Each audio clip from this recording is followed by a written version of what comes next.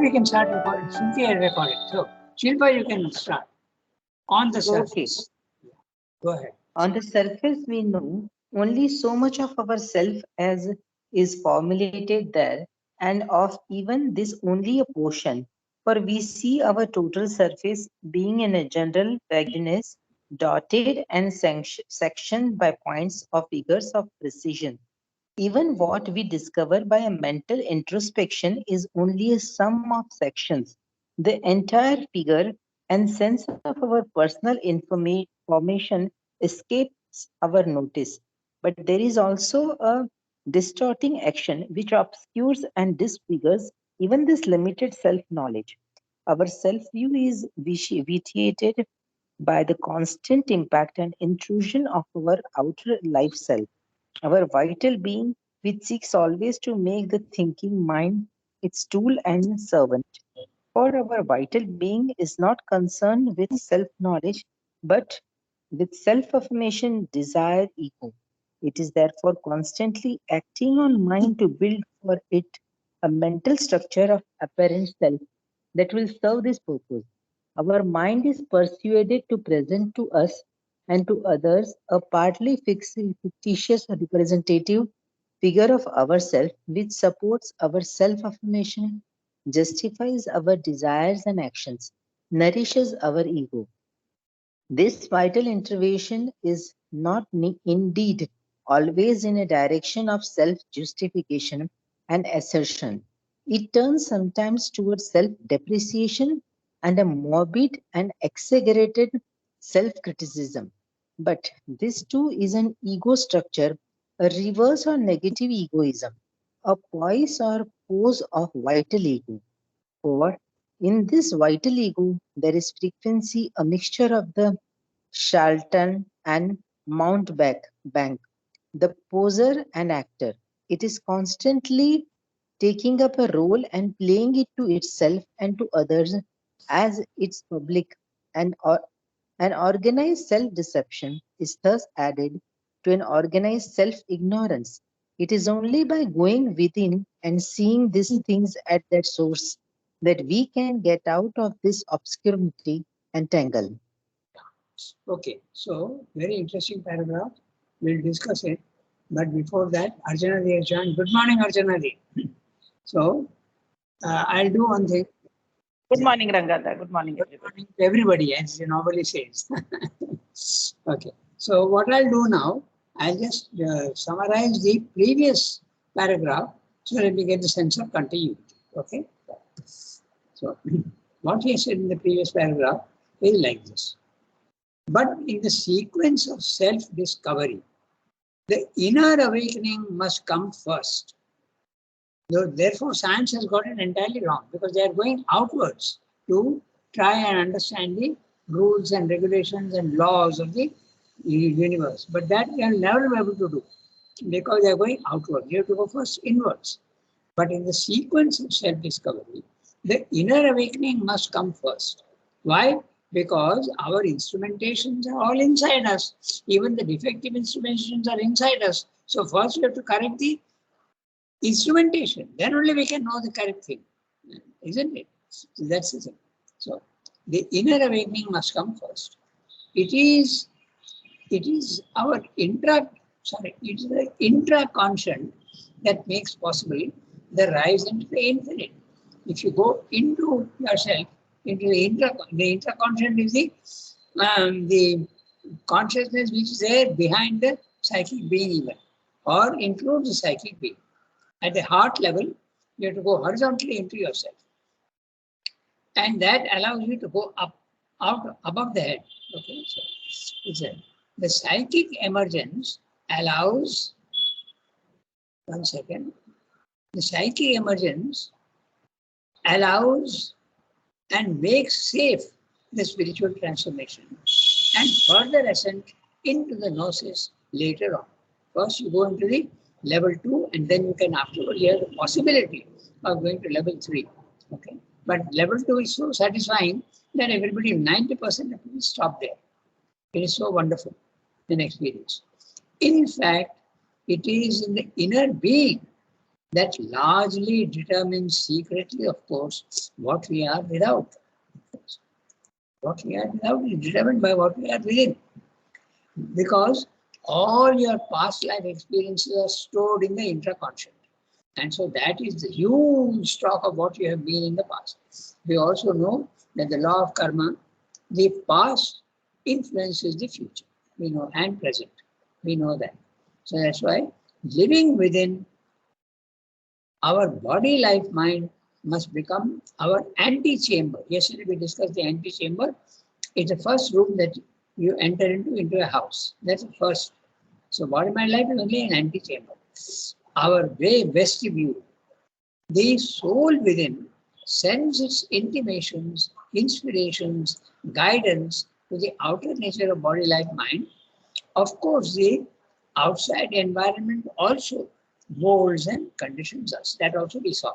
Because the environment in which you live largely molds you. Suppose you are constantly associating with good people, satsang, that's when they always tell you to have good company. Then that molds you. But if you are in the company of crime, criminals and thieves, that's exactly what you will become. Very likely, that's what happens. But it is essential to learn to live within and know our real self, which is the psychic, the true mind and the true vital and the true physical. The interconscious is all these things. Behind the outer mind, there is a true mind.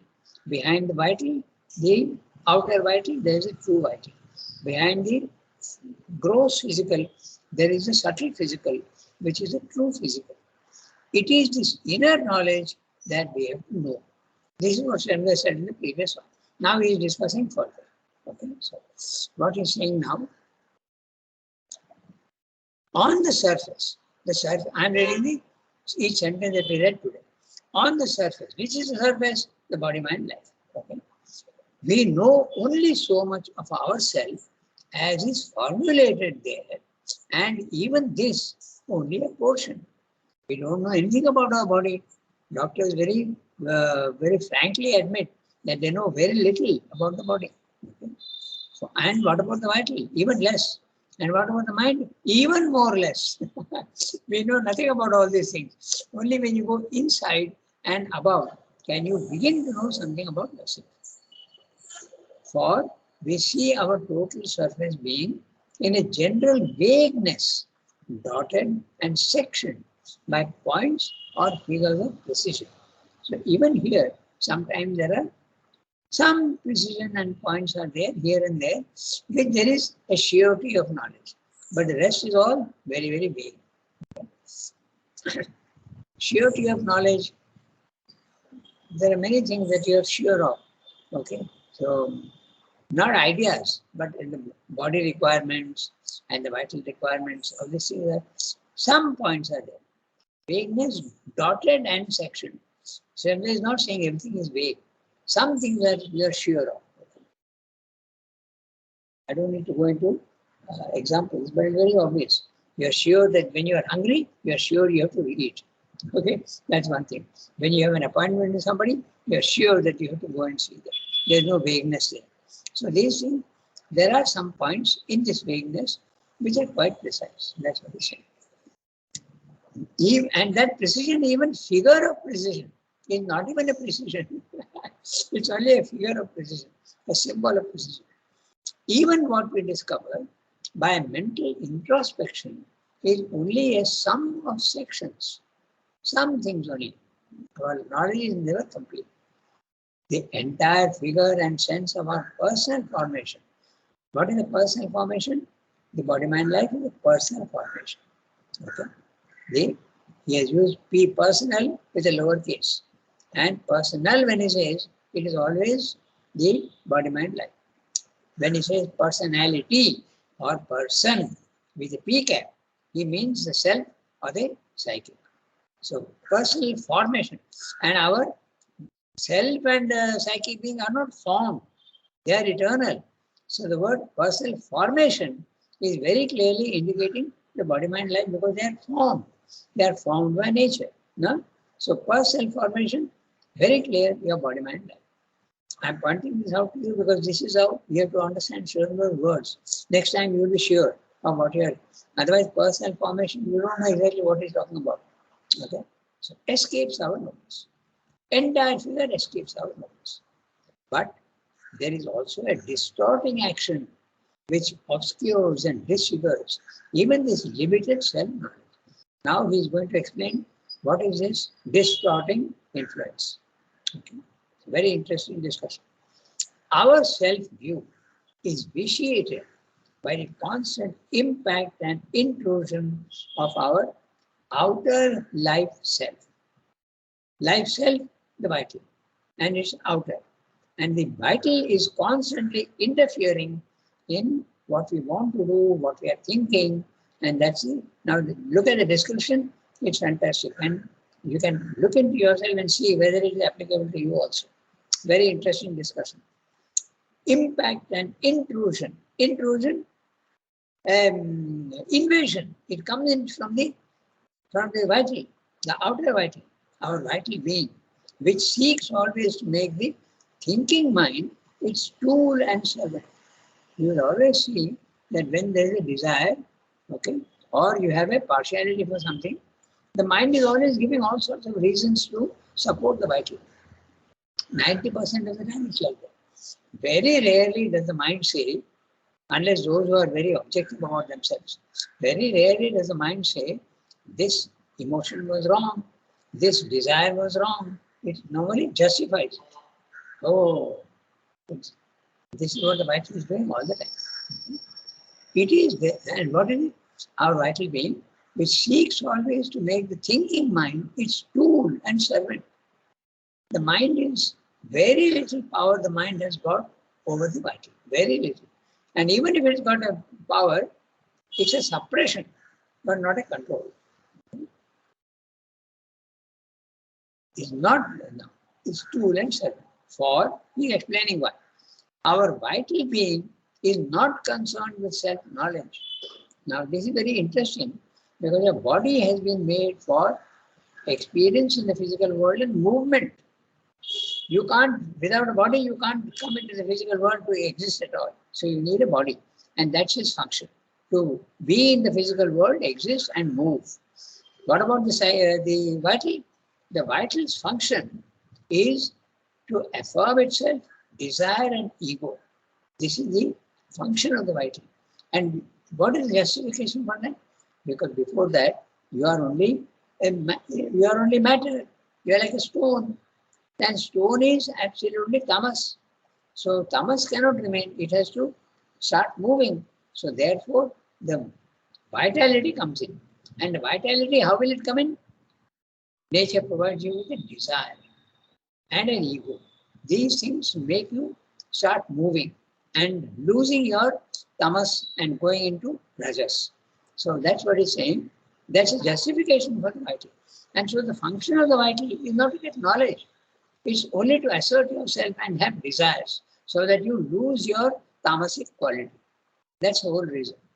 It is therefore constantly acting on mind to build for it a mental structure of apparent self that will serve the purposes. Okay? Our mind is, and what is the function of the mind? Our mind is persuaded to present to us and to others a partly fictitious representative figure of ourselves, which supports our self-affirmation. Whatever the vital says you are, the mind will support it. The vital very often over-exaggerates its own capacities and thinks it should be very great, much greater than what you normally are. And the mind will affirm that. I can tell you this is very interesting. I had a student once who was not at all a very intelligent one. Okay? Rather, he was quite dull. So he used to argue all sorts of ways. So I asked him one day, how do you assess yourself? When you look at yourself, what do you think? What would you describe yourself as? What is the first thing that comes to you? And he told me very categorically, I am a very intelligent person. So it's exactly the opposite. So this is what Shakespeare is saying. Okay? Vital being is not concerned with self-knowledge, but with affirmation, desire, ego. It is therefore constantly acting on mind to build for it a mental structure of apparent self, not your real self, that will serve these purposes. And what is the purpose? Desire self-affirmation. Okay? You are insisting on your own greatness. Our mind is persuaded to present to us and to others a partly fictitious representative figure of ourselves. However honest you are, your assessment of yourself is always only partially correct. Partially fictitious representative figure of ourselves, which supports our self-affirmation, justifies our desires and actions, nourishes the ego. Just that. Encouraging, not only encouraging, but nourishes the ego. This vital intervention is not indeed always in the direction of self-justification and assertion. Sometimes it turns towards self-depreciation and a morbid and exaggerated self-criticism. Both are ego. Okay? Remember, when you think that someone is a very, very humble person and he is very self-effacing, that is a negative ego. The ego is that which makes you feel separate from others. You are over-exaggerating your own weakness. You are giving too much importance to yourself. That also is ego, negative ego. It is not true humility. True humility is the correct self, the correct self-estimation of yourself. That is true humility. Neither over emphasizing your goodness nor undervaluing or rather not criticizing too much your negative parts, okay, your defects. It is to say correctly what it is. That is humility. Very difficult. It can't be done very easily. So that's what Srinath is saying. It is therefore constantly acting on the mind to build for it a mental structure of apparent self that will serve these purposes. Our mind is persuaded to present to us, even yourself. Okay? You build up an image of yourself which satisfies you, which supports our self-affirmation, justifies our desires and actions, nourishes our ego. This vital intervention is not always indeed, I've lost the text, not always indeed in the direction of self-justification and assertion. It turns sometimes towards self-depreciation and a morbid and exaggerated self-criticism. But this too is an ego structure, a reverse or negative egoism, a poise or pose of the vital ego. They are also trying to impress others. Okay, that also is there. When you undervalue yourself, oh, this thing I can't do, so I'm not capable of that. There is a certain egoistic tendency there to present the picture of how humble I am seen. Okay? That also is ego. It's so subtle. The ego can exaggerate and it can also depreciate. For in this vital ego, there is frequently a mixture of a charlatan. What is a charlatan? An imposter. One who pretends to be what you are not. A cheat. A charlatan is a cheat. Okay? But this comes from the French word charlatan. But here, I don't know, sometimes charlatan also you can maybe pronounce it. You'll have to check the pronunciation. And mountebank. Mountebank also is the same thing. Someone who pretends to be what he is not. Okay? So this is also quite common. It's not uncommon at all.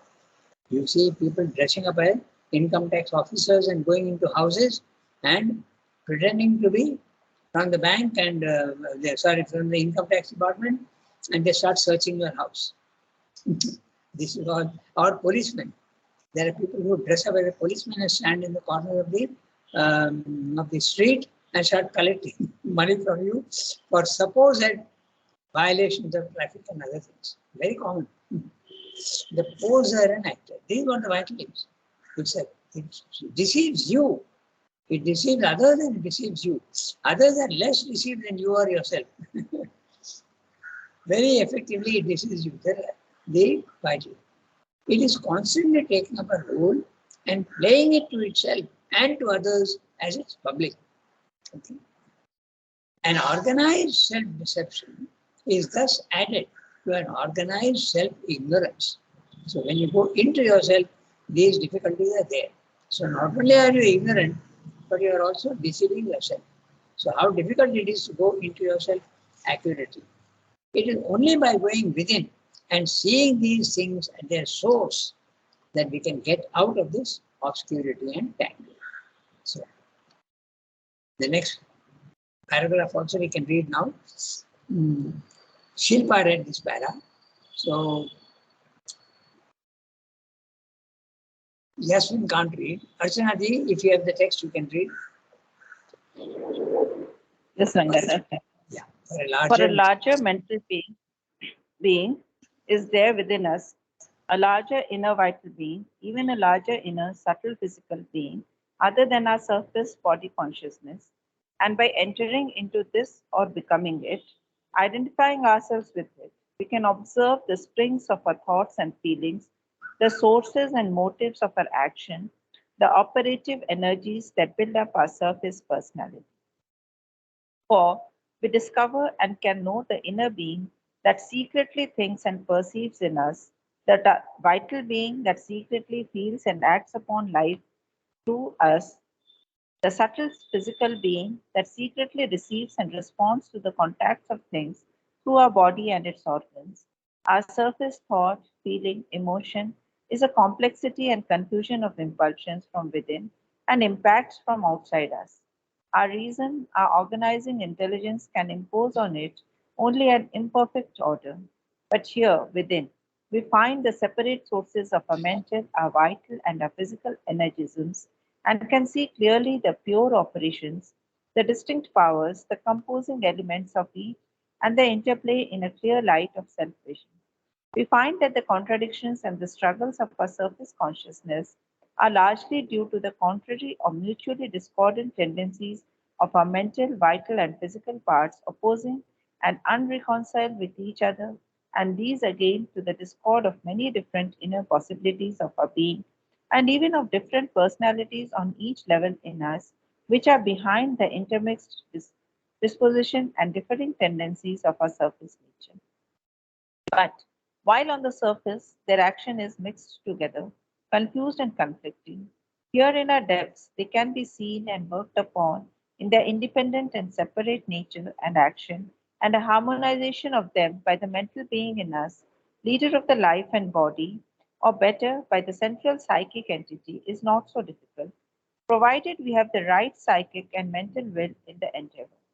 Or if it is with a vital ego motive that we make the entry into the subliminal being, it may result in serious dangers and disaster, or at least an exaggeration of ego, self affirmation, and desire, an enlarged and more powerful ignorance instead of an enlarged and more powerful knowledge. Moreover, we find in this inner or subliminal being the means of directly distinguishing between what rises from within and what comes to us from outside, from others, or from universal nature. And it becomes possible to exercise a control, a choice, a power of will reception, rejection, and selection, a clear power of self building and harmonization, which we do not possess or can operate very imperfectly in our composed surface personality, but which is the prerogative of our inner person. For by this entry into the depths, the inner sorry, for by this entry into the depths, the inner being, no longer quite wait, no longer obliged to exercise a fragmentary influence on its outer instrumental consciousness, is able to formulate itself more luminously in our life in the physical universe. So the whole paragraph is telling you that the outer body-mind life is full of not only ignorance but also all self-deceit. But now he is telling you that what is the solution? You go deep into yourself, into the intra-conscious. He also calls it the subliminal. And he has told you what the subliminal consists of. Behind the mind, not above, nor below, behind, okay, horizontally. Into yourself, behind the mind, there is the true mind. He calls it the true mind or the inner mind. Then behind the vital also, which is absolutely full of all sorts of falsehoods.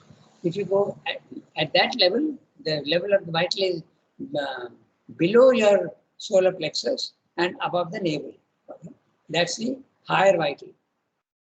That is, and if you go deep into your, at that level, then you get the true vital. There is no distortion there and there is no pretension there. There is no cheating.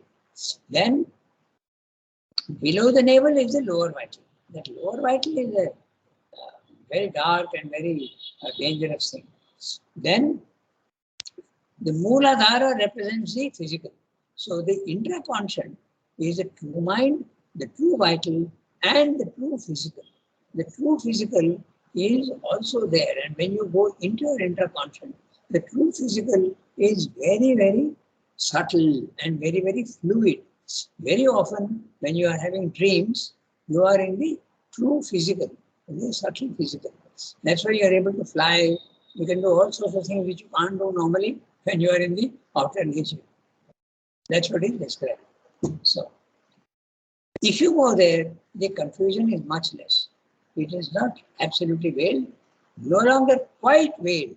There is still some ignorance in the outer nature, in the intraconscious, there is still some ignorance, but much, much, much, much less. That's what he's saying. So we'll have a quick look at the paragraph and identify the words, okay, so that we know exactly how he's using the words. That's very important.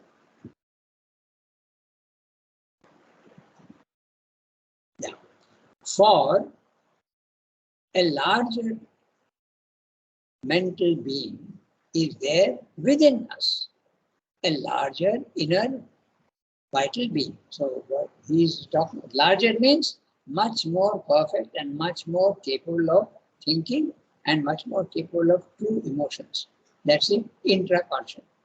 A larger mental being is there within us, a larger inner vital being, even a larger inner subtle physical being other than our surface body consciousness. And by entering into this or becoming it, you can identify yourself fully with it. Identifying ourselves with it, we can observe the springs of our thoughts and feelings, the sources and motives of our action, the operative energies that build up our surface personality. Note the word again, personality, surface personality, P lowercase, and personality. He means the outer nature of body, mind, life. Okay. Later on, he will use person with a P cap. That will be the self and the psychic being. For we discover and can know the inner being that secretly thinks and perceives in us, the vital being that secretly feels and acts upon life through us, the subtle physical being that secretly receives and responds to the contacts of things through our body and its organs. So this is the subtle body. Now that's very interesting because he's saying it responds to contacts of things. So he very clearly indicate sometimes when you pick up something, suppose now that Yasmin has used a book and I pick up that book, if I am in the intraconscious, I will be able to make a contact with her through the subtle physical. The physical book will give me, if I am in the intraconscious, I will be able to access some of the vibrations that she has put into that book. So this is what he's saying very clearly. Okay. Our surface thought, the subtle physical being that secretly receives and responds to the contact of things. If you remember in Life Divine, very much earlier, he has said that if you pick up an object with your hand, you can very accurately tell the weight if you are in the intraconscious. Okay? You can tell exactly what the weight is. Normally it's an approximation, but if you are in the contact in the real, from your intraconscious, where there is no confusion, you will be able to tell exactly the weight of the thing in your hand. He uses this image. That's what he means by response to the contact of things through our body and our organs. Our surface thought, feeling, emotion is a complexity and confusion of impulsions from within and impulsions from impacts from outside us. Bahya sparsha is the word used in our Sanskrit texts. So the bahya sparsha can be physical. Someone can touch you, someone can beat you. It can also be vital. Someone can praise you, someone can insult you. It's coming from outside. And an idea appeals to you or does not appeal to you at all. So these are the outward impulsions, the impacts from outside. And they affect you. That's why it is complex and confused.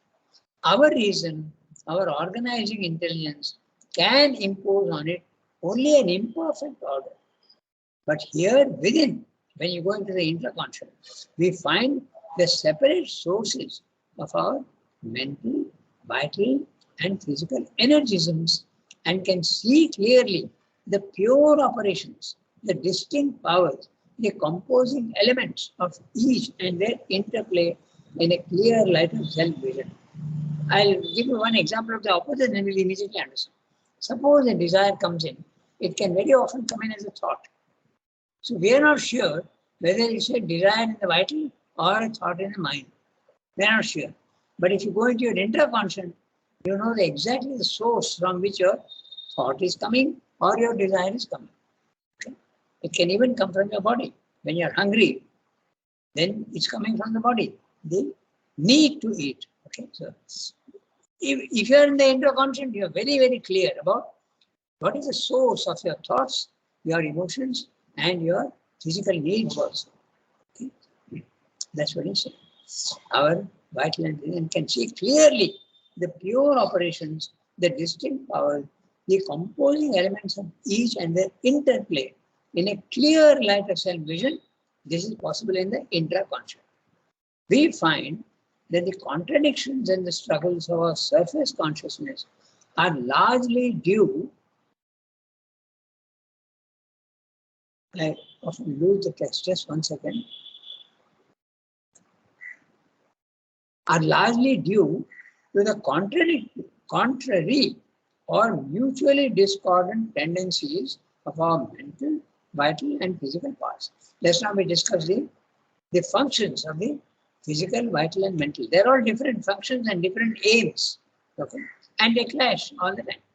The mental normally should seek only for knowledge. The vital should seek for pure enjoyment, but it seeks for wrong enjoyments, desires coming. The mental should seek for knowledge, but it becomes an accomplice of the vital and often justifies and uses reason in the wrong way. And the physical parts should just receive the impacts of the outer world perfectly, but on the contrary, it starts giving you desires and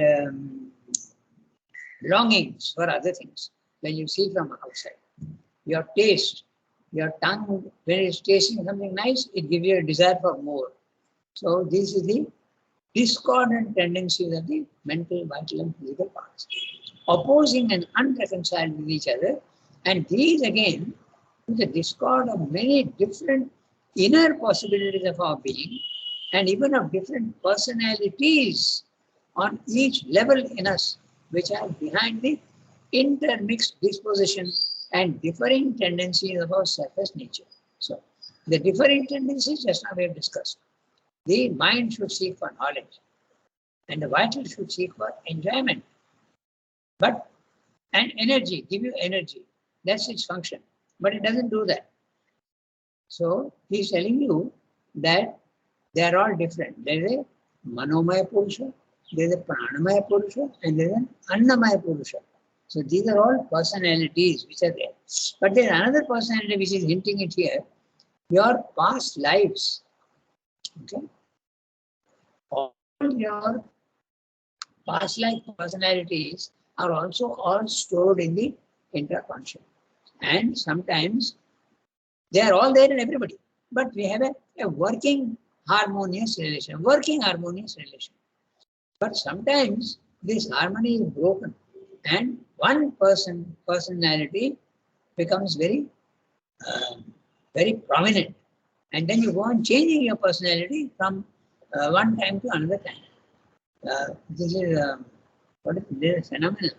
What they call it? I've forgotten psychologically. It's a very interesting thing. But that's he's hinting at that. Different personalities, yes, sir, on each level in us. Okay. Which are behind the intermixed disposition and differing tendencies of our surface nature. It's called split personality. Okay.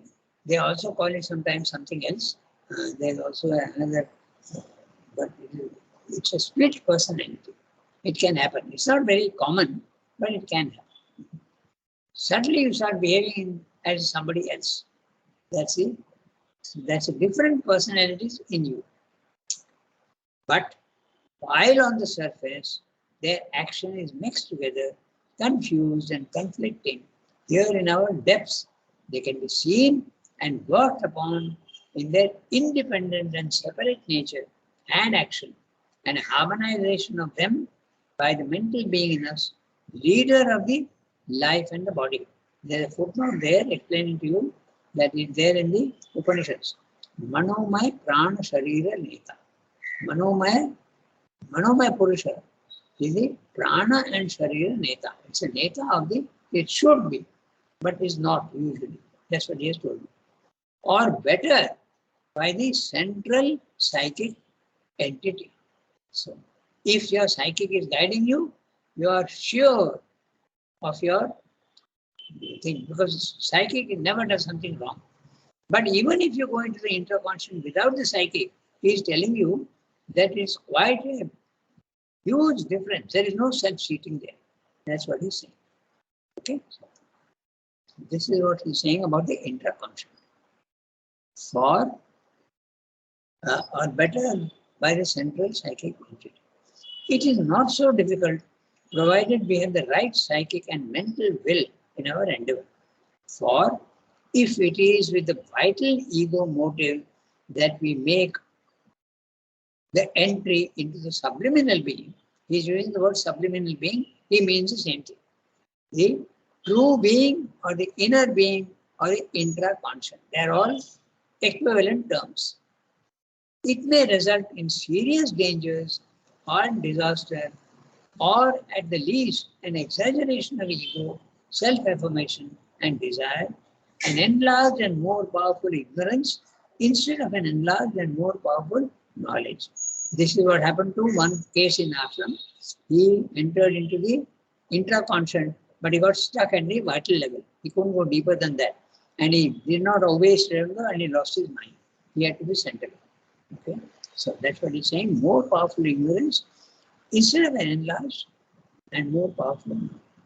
Moreover, we find in this inner or subliminal being the means of directly distinguishing between what rises from within and what comes to us from outside, from others or from universal nature.